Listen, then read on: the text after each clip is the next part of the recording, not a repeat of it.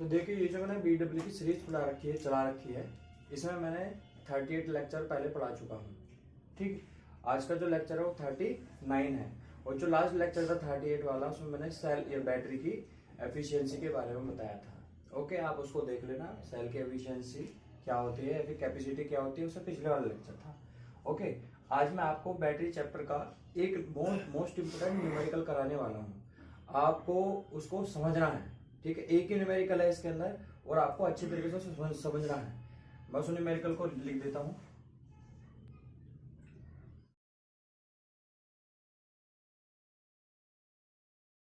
तो देखिए ये क्वेश्चन था, ठीक है। इस क्वेश्चन को मैं एक बार पढ़ देता हूँ, आपको बहुत ध्यान से समझना है। और इस क्वेश्चन में जो चीज कही गई है उसको मैं यहाँ पर ड्रॉ करूंगा, जिससे आपको ये क्वेश्चन समझ में आ जाए। ओके, देखो, एक 50 वोल्ट का विद्युत वाहक बल है, ठीक है।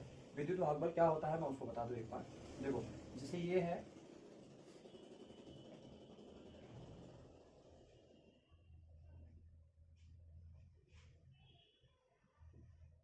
ये है बैटरी। क्या है ये? बैटरी।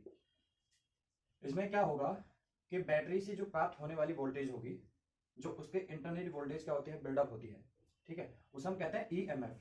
ईएमएफ इसको मैंने रिप्रेजेंट कर दिया ईबी से। ओके, और इनके अंदर का प्लेटों का खुद का रेजिस्टेंस होगा तो उसे इंटरनल रेजिस्टेंस कहेंगे।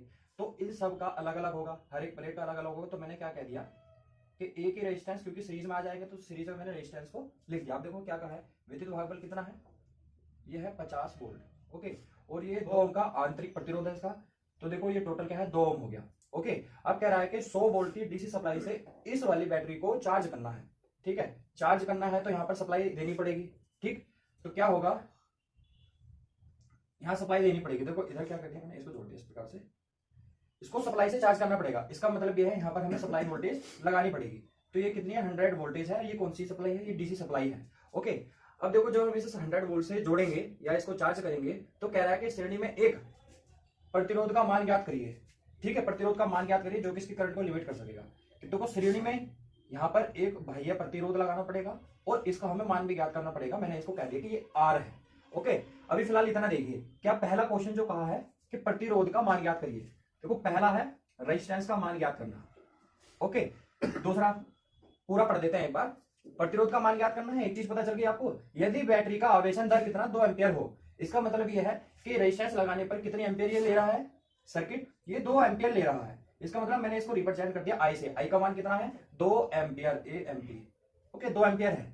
अब देखो, यदि ऊर्जा की दर 10 पैसे प्रति किलोवाट घंटा हो, 10 पैसे प्रति किलोवाट घंटे की दर इसकी हो, तो 8 घंटे में वो कितना व्यय करेगा, मतलब हमें कितना व्यय देना पड़ेगा। ओके, 8 घंटे में, एक चीज बताओ, 1 घंटे में कितने 10 पैसे देने हैं, तो 8 घंटे मतलब 8 से गुणा कर देंगे, किसमें, जो प्रति किलोवाट जो हमारी एनर्जी आएगी उसमें वो निकल जाएगा। तो इसका मतलब क्या चीज है, पहले व्यय भी, क्या व्यय भी ज्ञात करना है, व्यय ज्ञात करना है 8 घंटे का, 8 घंटे का व्यय भी ज्ञात करना है हमको। एक चीज और, इसके अंदर तीसरा क्वेश्चन क्या दिया है, व्यय ज्ञात करिए तथा कितने प्रतिशत ऊर्जा ऊष्मा के रूप में नष्ट हो गई है। मतलब तीसरा क्वेश्चन क्या है, कितने प्रतिशत ऊर्जा, मतलब परसेंटेज ज्ञात करना है व्यय ऊर्जा का, व्यय ऊर्जा का, जो कि किसमें कन्वर्ट हो गई है, उष्मा में कन्वर्ट हो गई है। इसमें जो पहला पॉइंट दिया है, इसमें रेजिस्टेंस ज्ञात करना है। क्या करना है, रेजिस्टेंस ज्ञात। तो आप एक चीज बताइए, देखो ये 100 वोल्टेज है, बैक ईएमएफ क्या करता है, हमेशा सप्लाई वोल्टेज के विरुद्ध होता है। ओके, ये चीज ध्यान रखना। तो हम सबसे पहले एक इक्वेशन बनाएंगे, तो मैंने इसको क्या कहते हैं, इसको V से रिप्रेजेंट कर दिया। ओके, ये जो 100 वोल्टेज की सप्लाई में दे रहा था उसको V से रिप्रेजेंट कर दिया, जो बैक ईएमएफ था या फिर विद्युत वाहक बल था उसको EB से रिप्रेजेंट कर दिया, 2 एम्पियर मतलब I से रिप्रेजेंट कर दिया। ये R है, इंटरनल रेजिस्टेंस, इसको मैंने किसे, स्मॉल r से रिप्रेजेंट कर दिया। तो हम एक इक्वेशन बनाएंगे। सबसे पहले क्या है, देखो हमने सप्लाई वोल्टेज दी। ओके, यही सप्लाई वोल्टेज कहां, यहां पर खत्म हो जाएगी। देखो खत्म होने का मतलब क्या है, ड्रॉप हो जाना, और ड्रॉप को क्या कहते हैं, I इंटू आर। ओके, इस वाले ड्रॉप को, यहां पर जो ड्रॉप होगा वो IR होगा, ठीक है। यहां जो ड्रॉप होगा वो क्या होगा, I इंटू स्मॉल r होगा। और बाकी मतलब ये सप्लाई वोल्टेज यहाँ और यहाँ खपत हो जाएगी। ओके, तो हम इसको जोड़ देंगे तभी तो सप्लाई वोल्टेज बनेगा। ओके, अब इतना आया, जिसकी वैल्यू दी गई है उसको यहां रख दो। सप्लाई वोल्टेज की 100, आई का मान दे रखा है 2। अब ये आई है, ये आई है, मैं इसको कॉमन कर लूं, कॉमन करूंगा तो इस प्रकार से लिखा जाएगा R plus R small r। तो R का वैल्यू मुझे ज्ञात करना है, स्मॉल r की वैल्यू क्या है, 2 ओम है, और जो EB है उसकी वैल्यू कितनी है, 50 है। इसको इधर ले आएंगे तो क्या होगा कि 50 बचेगा, ठीक है। तो 2R प्लस R बराबर, मैंने इसको इधर ले आया तो इस वाले जो पक्षांतर का मैंने नियम लगा दिया, इसको इधर लेकर इधर लिख दिया और इसको यहाँ पर। ओके, अब देखो इधर इससे भाग करेंगे 2 से, क्योंकि गुणा में है। R यहाँ पर लिखिए आप 2, R बराबर 50, ये कितना आ जाएगा, और इस वाले को मैंने इधर लिया है 25 माइनस के 2, तो R की जो वैल्यू आ जाएगी वो आ जाएगी 23 ओम। तो इसका मतलब आपको पता चल गया कि यदि 100 वोल्टेज की सप्लाई से मैं एक बैटरी को चार्ज करूंगा जिसका बैक ईएमएफ कितना 50 है और जिसका इंटरनल रेजिस्टेंस 2 है, तो उसके सीरीज में कितना उनका रेजिस्टेंस लगाना पड़ेगा, 23 ओम का। ये हमें पता है, डायरेक्ट हम सप्लाई किसी भी बैटरी को सप्लाई से जोड़कर हम चार्ज करते हैं तो वो खराब होने के चांसेस उसके बढ़ जाते हैं। एक रेजिस्टेंस जो कि उसकी करंट को भी लिमिट कर सके, ठीक है, तो वो चीज लगाते हैं उसकी सेफ्टी पर्पज से। अब ये तो समझ में आ गया आपको, ठीक है। इसको स्क्रीनशॉट लीजिए आप सभी, मैं इसको मिटा देता हूँ, फिर सेकंड वाला क्वेश्चन को कहूंगा। अब आप ध्यान से देखो, होगा क्या, देखो इसका तो मान आया कितना, जो ये वाला भारी रेजिस्टेंस था इसका मान आया था 23, ठीक है। अब ये दूसरा क्वेश्चन क्या कह रहा है, बहुत ध्यान से समझना है। तो ऊर्जा की खपत ज्ञात करनी है, मतलब 8 घंटे में जो, देखो किलोवाट घंटा किसकी यूनिट होती है, आप पहले ये समझो। ये जो किलोवाट घंटा दिखा रखा है, किलोवाट घंटा वास्तव में है क्या, देखो ये होता है ऊर्जा। ऊर्जा बराबर क्या, P इंटू टी, मतलब की पावर और टाइम, क्या टाइम। देखो समय को यदि टाइम से मल्टीप्लाई कर दे तो क्या हो जाती है, ऊर्जा हो जाती है। ओके, और जो पावर होती है वो क्या होती है, VI, ठीक है। और समय क्या होता है, T, इनसे रिप्रेजेंट करते हैं। अब आप देखिए इसकी यूनिट क्या होती है, यूनिट क्या होती है, V का वोल्ट, ठीक है, I का एम्पियर, ठीक है, समय को कहते हैं हावर। तो देखो वोल्ट एम्पियर हावर क्या कहते हैं, वोल्ट एम्पियर और हावर, या फिर इसका दूसरा नाम कहते हैं तो वोल्ट एम्पियर को क्या कहते हैं, वाट कहते हैं, ठीक है, क्योंकि पावर की दूसरी यूनिट होती है वाट। तो आपको क्या समझ में आ रहा है, देखो वाट हावर, क्या वाट हावर, ठीक है, वाट हावर। अब यहाँ पर एक चीज देखिए, देखो किलो आ रहा है, मतलब ये तो न्यूमेरिकल वैल्यू 10 की पावर 3, लेकिन इसके बाद क्या है, ये वाट है, वाट हावर। हमें यही चीज तो ज्ञात करनी है। देखो अभी 10 पैसे प्रति किलोवाट घंटे, मतलब 1 किलोवाट घंटे में 10 पैसे हमें देने हैं, लेकिन हम 8 घंटे तक भी इसको चार्ज करेंगे तब कितने पैसे देने पड़ेंगे। ओके, तो उसको ज्ञात करते हैं। अब बहुत ध्यान से देखना आप, देखो सबसे पहले इनपुट की पावर, क्योंकि इनपुट पे हम दे रहे हैं, इनपुट पे कितनी एनर्जी देंगे, ये देखिए इनपुट एनर्जी, इनपुट एनर्जी का फॉर्मूला क्या हो जाएगा, देखो इनपुट पावर इनटू टाइम, ठीक है। अब इनपुट पावर का मतलब क्या हो गया, इनपुट पावर का मतलब हो गया V इंटू आई, क्योंकि देखो इनपुट क्या है, V इंटू आई है, ठीक है, इंटू टी। अब V आई कितना है, V का मान 100 है, I का मान है 2, और टाइम कितने घंटे तक करेंगे, देखो 8 घंटे तक, 8 दूनी 16, मतलब कि 16 वाट यूनिट, और समय की हावर, मतलब कि वाट हावर आ चुकी है, 1600 आई है। अब इसको हम किलो में बदलें, एक चीज ध्यान रखें, देखो 1 वाट बराबर, यदि वाट को किलो वाट में बदलेंगे तो हम क्या करेंगे, देखो 1000 ऊपर 1000 नीचे, WATT, देखो ये भी वाट है, ये भी वाट है। अब ध्यान से समझना, यदि मैं यहाँ पे हावर लगा दूं और यहाँ पर हवा लगा दूं, यूनिट में कोई चेंज नहीं आएगा। जो वाट हावर ये है तो वाट हावर ये भी बनेगी, इसको यहाँ से काटूंगा तो दोनों इक्वल है। अब यहाँ कन्वर्जन देखिए क्या है, देखो अब 1/1000 को अलग लिख लो और इसको अलग लिख लो, ठीक है, यह है वाट और ये हावर। राइटिंग पे फोकस नहीं, कॉन्सेप्ट पे फोकस करना। देखो 1000 का मतलब क्या होता है, किलो, क्या होता है किलो।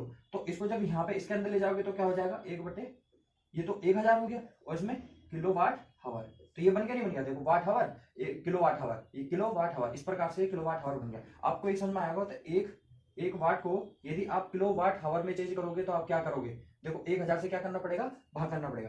तो आप इसे चेंज करिए, तो क्या करोगे, यहाँ पे किलो लगाना है तो 1000 भाग करोगे और यहाँ पर किलो लिख लोगे, और वाट हावर। ओके, इससे भाग करोगे तो कितना, 1.600 किलो वाट हावर।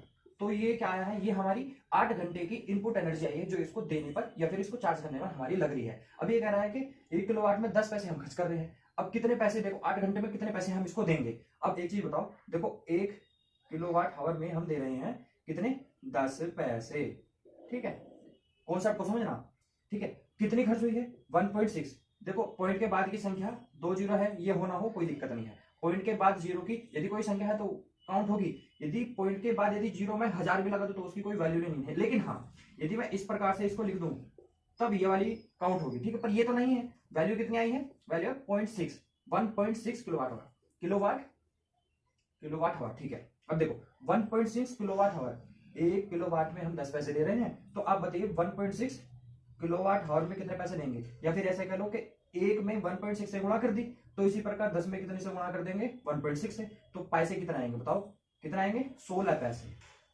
इसका मतलब ये है कि हमने जो इनपुट पे 8 घंटे तक जो हमने एनर्जी दी है चार्ज करने के लिए, उसके मुझे पैसे कितने देने पड़ेंगे, टोटल 16 पैसे देने पड़ेंगे। ओके, अब इसका सेकंड वाला कॉन्सेप्ट देखते हैं क्या होता है कि परसेंटेज व ऊर्जा के जो ऊर्जा है, ऊर्जा मतलब उष्मा, ठीक है, इनपुट पे कितनी मतलब ऊर्जा हम दे रहे हैं, उसके बाद कितनी वो जो व्यय हो रही है या फिर जो यूटिलाइज हो रही है वो कितनी है, परसेंटेज के हिसाब से उसको देखना। ओके,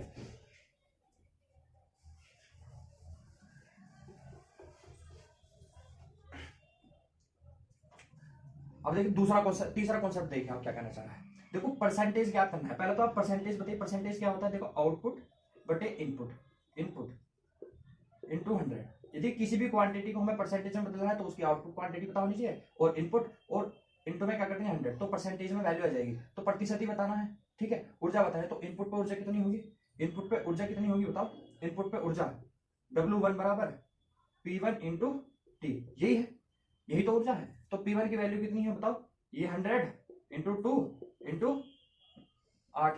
ओके, क्योंकि 8 घंटे तक हम इसको यूज कर रहे हैं, टी का मान 8 फिक्स है, पी बराबर क्या, तो V इंटू आई, तो V और I, V का मान ये रखा और I का मान ये रखा, ठीक है, T का मान ये रखा, यहाँ तक कोई क्लियर। अब इसकी जो वैल्यू आएगी वो कितनी आएगी, 8 दूनी 16 वाट हावर, यहाँ छोड़ दो कोई दिक्कत नहीं। अब W2 देखिए, W2 का मतलब ये है कि जो आउटपुट में मिल रही है, आउटपुट में कितनी मिल रही है बताओ, P2 I इंटू टी, मतलब कि कितना है 50 भाई, इसका सॉरी P इंटू टी होगा ना, हाँ। अब देखो P2 बराबर क्या होता है, EB इंटू आई इंटू टी, क्योंकि वोल्टेज है। अब EB की वैल्यू कितनी है 50, ठीक है, 2 इंटू 8, 8 दूनी 16 या फिर 5 दूनी 10 हो जाएगा, 10 और ये 8, तो कितना हो जाएगा 800, ये कितना हो जाएगा 800। तो इसका मतलब ये है, देखो ये इनपुट हो गई एनर्जी और ये आउटपुट एनर्जी हो गई, ठीक। तो इनपुट अपॉन आउटपुट, आप क्या करोगे इसको परसेंटेज, एफिशिएंसी तो नहीं है लेकिन हम परसेंटेज में क्या करना है इसको, परसेंटेज एनर्जी, ठीक है, इसको इधर लगा लो, तो क्या होगा आउटपुट एनर्जी, आउटपुट एनर्जी और फिर इनपुट एनर्जी और इनटू में 100। आपको क्या दिख रहा होगा, आउटपुट पे कितनी आई, यही तो आउटपुट एनर्जी हमारी 800 और इनपुट पे कितनी है, इनपुट पे है 16 और इनटू में 100। तो देखो इसको काटा 8 दूनी 16, मतलब कि 100% का आधा करना है तो कितना आ जाएगा 50%। तो इसका मतलब ये है कि 50% ही यूज हो पाएगी, 50% कहाँ लॉस हो गई, कहाँ लॉस हो गई इसमें। अब देखो यहाँ पे लॉस कितनी हुई है, मैं इसको भी कैलकुलेट करना बताऊं। देखो यहाँ पे 50% कैसे लॉस हो गई, छोटा सा देखो यहाँ पे देख लो आप, पावर लॉस का फॉर्मूला क्या होता है, P बराबर I² R होता है, ठीक है। आई की वैल्यू कितनी है 2 का स्क्वायर, R कितना है, एक तो देखो R कितना है 23 आया था, 23 और 2 आया था, ये 2 था, ये 2 था, ये 3 था, ठीक है। अब इसे कैलकुलेट करो कितना आएगा, देखो 2 दूनी 4, ठीक है, और 25 चौका ये 25 चौका 100, मतलब कि 100 वाट, ये तो पावर आई है। एनर्जी कितनी है, W बराबर जो लॉसेस की एनर्जी होगी, लॉस में W बराबर कितना है 100, और समय कितना है भाई 8 घंटे तक हम यूज कर रहे हैं, तो खपत हो जाएगी। आप एक चीज बताओ, इनपुट पे हम कितनी एनर्जी दे रहे हैं, देखो इनपुट पे 100 वाट हावर, ठीक है, यहाँ कितनी खत्म हो गई,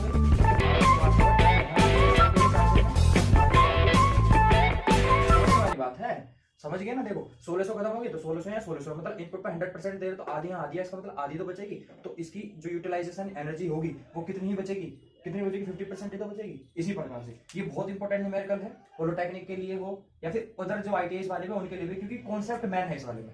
ओके, तो बस आज की इस वीडियो में इतना ही। नेक्स्ट वाले लेक्चर में मैं आपको बैटरी चार्जिंग के मेथड लिखाऊंगा, ओके, और उससे फैक्चुअल चीज बताऊंगा, ज्यादा कुछ नहीं, फैक्चुअल चीज ही काम में आएंगी जो आपको लिखनी है या फिर याद करनी है, कंपटीशन बेस पे हो, ठीक है। तो आज की इस वीडियो में केवल इतना ही, फिर मिलता हूँ नेक्स्ट वीडियो में।